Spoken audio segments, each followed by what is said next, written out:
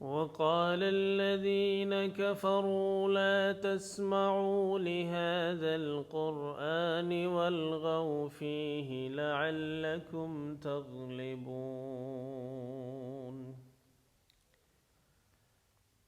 فلنذيقن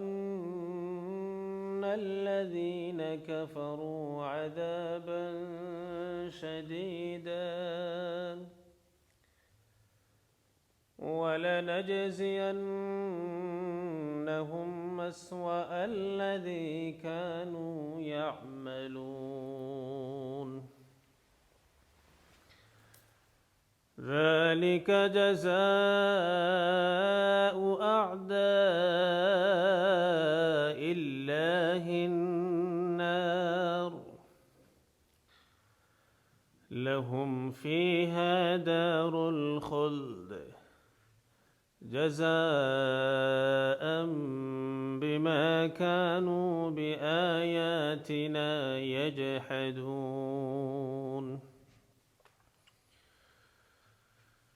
وقال الذين كفروا ربنا أرنا الذين أضلانا من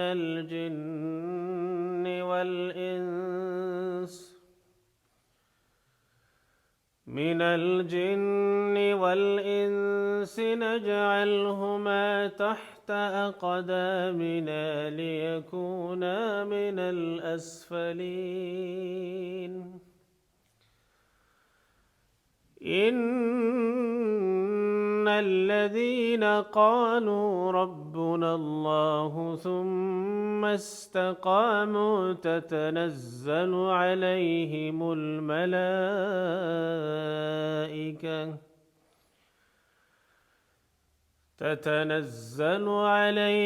الملائكة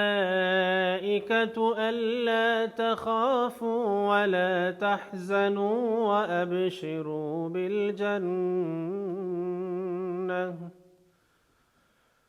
وأبشروا بالجنة التي كنتم توعدون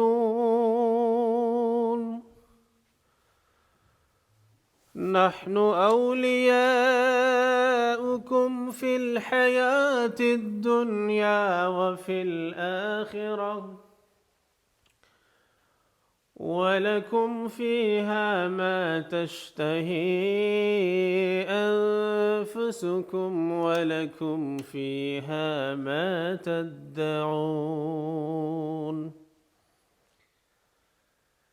نزلا من غفور رحيم آمنت بالله صدق الله العظيم